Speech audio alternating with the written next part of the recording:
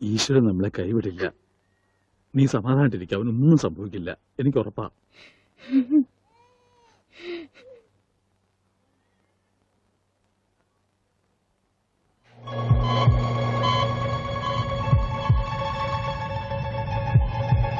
There is no intracranial hematoma, no space occupying lesion. ഡോക്ടറെ, ഉണ്ണി. Don't worry, പേടിക്കാനൊന്നുമില്ല. He'll be all right. ഉടനെ റൂമിലേക്ക് കൊണ്ടുവരും, അപ്പൊ കയറി കണ്ടോളൂ. ഈശ്വരൻ കാത്തു.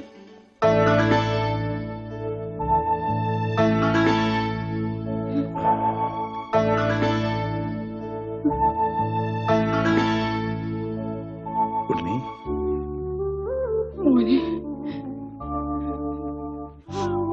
ഇവരെയൊക്കെ മനസ്സിലായോ? അച്ഛൻ, അമ്മ, ദേ അമ്മു.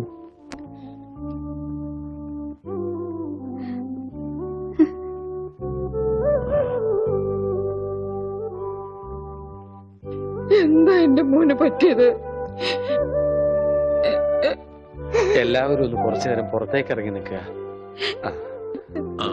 ഒന്നിറങ്ങിയത്.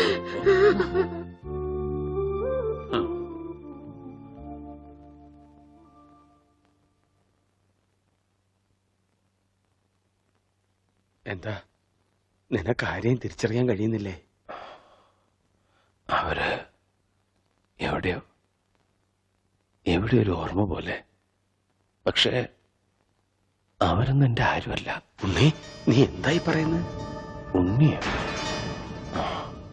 എന്റെ പേര് ഉണ്ണി എന്നല്ല, വിഷ്ണു. എന്റെ വീട് ബാംഗ്ലൂരാ. എന്തിനാ ഇങ്ങനെ വിഷമിക്കണേ? അവന് നല്ല മാറ്റമുണ്ട്, കണ്ടില്ലേ? എന്നാലും അവൻ നമ്മളോടൊന്നും മിണ്ടിയില്ലല്ലോ. ശരിയായിക്കോളും. എന്തോ നല്ലൊരു ലക്ഷണം കാണുന്നു. ഇതൊന്നും നേരത്തെ ഉണ്ടായിരുന്നല്ല.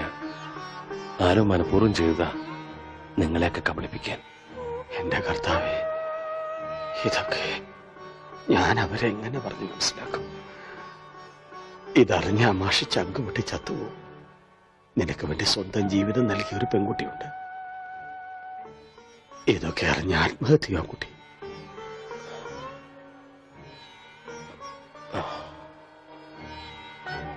വിഷ്ണു, ഒരു ഗ്രാമം മുഴുവൻ നിന്നെ സ്നേഹിച്ച കഥ നീ അറിയണം.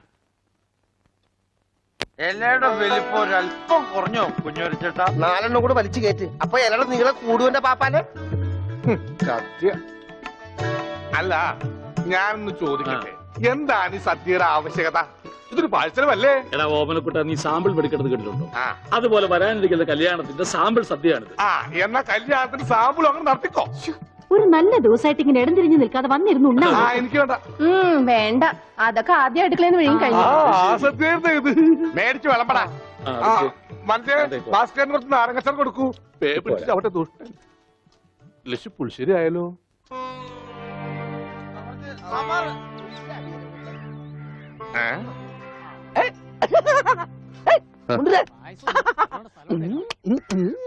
ഓമനക്കുട്ടൻ, നിനക്ക് എന്നാ പറ്റി? എനിക്കൊന്നുമില്ല, വട്ടുമാറൊന്ന് ടെസ്റ്റ് ചെയ്തതാ. മുണ്ടുക്ക് നല്ല മുണ്ടുക്ക്. എന്തായി കാണിക്കണം? ഇങ്ങോട്ട് വന്നേ. എന്തിപ്പണ്ടായേ? അവനിപ്പ അസുഖമൊന്നുമില്ല, അവന്റെ അസുഖമൊക്കെ മാറി. എന്താ നീ ചങ്കിക്കുത്ര വർത്താനൊന്നും പറയല്ലേ? ഉണ്ടായിരിക്കും.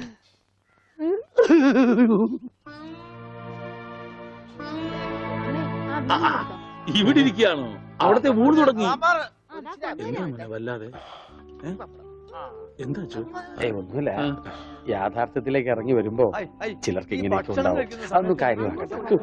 ഞാനങ്ങ് പേടിച്ചു. ഇനി പേടിക്കാനൊന്നും ഇല്ല മാഷെ. മുഹൂർത്തം കുറിച്ച് കിട്ടി. ഇടവം 10 രാവിലെ 9:30ക്കും 10 ഇടയ്ക്ക്. ഓ ഈശ്വര, ഇനിയെല്ലാം മംഗളായിട്ട് നടന്നാ മതി. ജാതകം കണ്ടപ്പോ തന്നെ ജോത്സ്യര് പറഞ്ഞു ശ്രീരാമന്റെ നക്ഷത്രമാണ്. അതെ, വനവാസം കഴിഞ്ഞു, ഇനിയിപ്പോ സീത ഇങ്ങോട്ട് കിട്ടിയാ മതി. നടന്ന് ക്ഷീണിച്ചതല്ലേ, കൈയോടെ ഊണ് കഴിച്ചാട്ടെ. മോനെ വന്നേ. അച്ഛോ,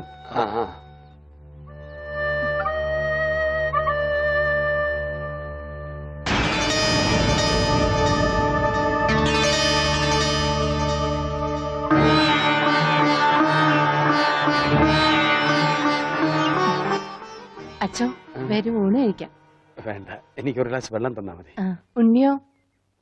ഓ, ഇനി അമ്മിക്കുട്ടി വാരി തന്നാലേ ഉണ്ണിക്കുട്ടിന് ഉണ്ണുള്ളോ? ചേച്ചി, എനിക്ക് അമ്മോനോടൊന്ന് സംസാരിക്കണം. ദേ ആ മുറിയിലുണ്ട്, പോയിക്കോളൂ. അല്ല, ഞങ്ങളൊന്ന് പുറത്തേക്ക് വെക്കോട്ടെ? ആ, പോയിക്കോ പോയിക്കോ. പിന്നെ ഇത് എന്നും വേണം കേട്ടോ. എന്റെ കല്യാണത്തിന് മുമ്പ് ഓമനക്കുട്ടായിട്ട് ദിവസം പുറത്തേക്ക് വിളിക്കും. കല്യാണം കഴിഞ്ഞപ്പോഴോ ഞാൻ പറയാട്ടോ അമ്മിക്കുട്ടിയോട്.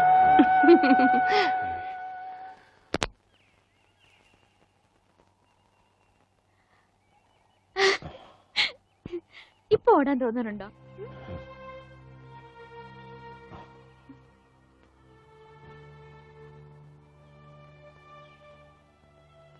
അമ്മ കരുതുന്ന പോലെ ഞാൻ മാഷിന്റെ മോൻ ഉണ്ണിയല്ല. ബാംഗ്ലൂരിലെ മഹേശ്വരൻ തമ്മി എന്ന ക്രിമിനലിന്റെ മകനാണ് ഞാൻ.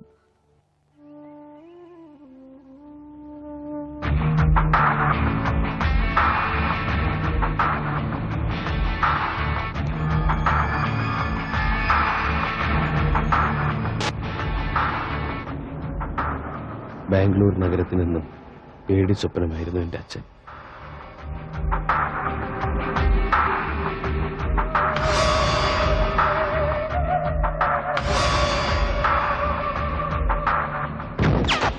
മഹേശ്വരൻ തമ്പി അറിയാതെ ഒരു കരിയില്ല പോലും അനങ്ങില്ല. രക്തം പുരണ്ട അച്ഛൻ്റെ പണത്തിനോടും ബിസിനസ്സിനോടും എനിക്കെന്നും വെറുപ്പായിരുന്നു. അതുകൊണ്ട് തന്നെ ഞാൻ അച്ഛനിൽ നിന്ന് ഓടി അകലാൻ ആഗ്രഹിച്ചു. എനിക്ക് ലഭിക്കാതെ പോയ സ്നേഹവും പരിഗണനയൊക്കെ കിട്ടിയത് അനാഥാലയത്തിൽ വളർന്ന ഒരു പെൺകുട്ടിയിൽ നിന്നാണ്, ഗൗരി. ഞങ്ങളുടെ സ്നേഹം എന്റെ സ്വകാര്യതയിൽ ഞാൻ അനുഭവിക്കുന്ന ഏറ്റവും വലിയ ആനന്ദമായി മാറി. ഒടുവിൽ എന്റെ അച്ഛന്റെ അറിവോ സമ്മതമോ ഇല്ലാതെ ഞാൻ അവളെ വിവാഹം കഴിക്കാൻ തീരുമാനിച്ചു. അപകടമാണെന്ന് അറിഞ്ഞിട്ടും ഒരു ഒളിച്ചോട്ടം. വിവാഹത്തിന്റെ തലേന്ന് സുഹൃത്തുക്കൾ ഞങ്ങൾക്ക് വേണ്ടി ഒരു കൊച്ചു പാർട്ടി ഒരുക്കി, രഹസ്യമായി.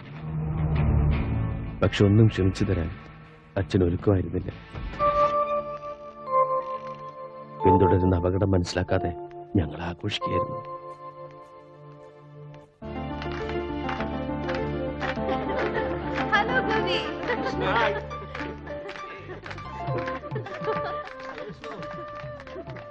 നാളെ നിങ്ങളുടെ വിവാഹം കഴിഞ്ഞാൽ പിന്നെ നിന്റെ അച്ഛന്റെ കണ്ണത്താ ദൂരത്തേക്ക് നിങ്ങൾ രണ്ടാളും കൂടി പറക്കും. അതുകൊണ്ടാണ് ഇങ്ങനൊരു പാർട്ടി. താങ്ക്സ്. അടുത്തായിട്ട് നിങ്ങൾ എനിക്ക് ചെയ്യേണ്ട ഒരു ഉപകാരം എന്റെ പേടിയൊന്ന് മാറ്റാന്നുള്ളതാ. ചുമ്മാ നിന്ന് വിറക്കുക. ശരിയാ, എനിക്കിങ്ങനെ വിഷ്ണുവിനെ പോലെ കരിങ്കല് പോലെ നിൽക്കാൻ പറ്റുന്നില്ല. ഇതൊക്കെ വിഷ്ണുവിന്റെ അച്ഛൻ അറിയുമ്പോ എന്താ ഉണ്ടാവാൻ നിങ്ങൾക്കൊക്കെ അറിയാലോ. ഏയ്, അതോർത്ത് പേടിക്കണ്ട. വളരെ രഹസ്യമായിട്ടാ കാര്യങ്ങളൊക്കെ ചെയ്തിരിക്കുന്നത്. വിഷ്ണുവിന്റെ അച്ഛൻ ഇതൊന്നും അറിയാൻ പോകുന്നില്ല. ഗൗരി ധൈര്യമായിട്ടിരിക്കേ.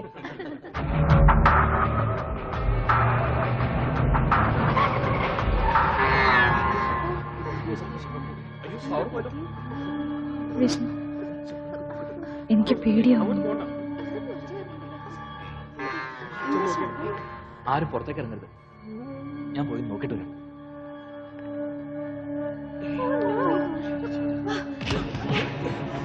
വിഷ്ണു, രക്ഷപ്പെട്ടോ!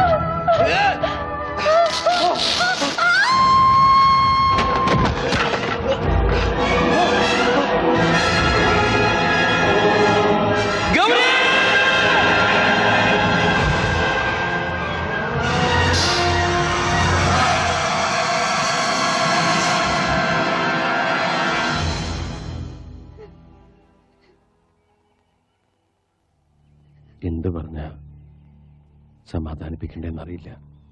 മനഃപൂർവ്വം അല്ലെങ്കിലും മാപ്പ് പറയാൻ ഞാൻ.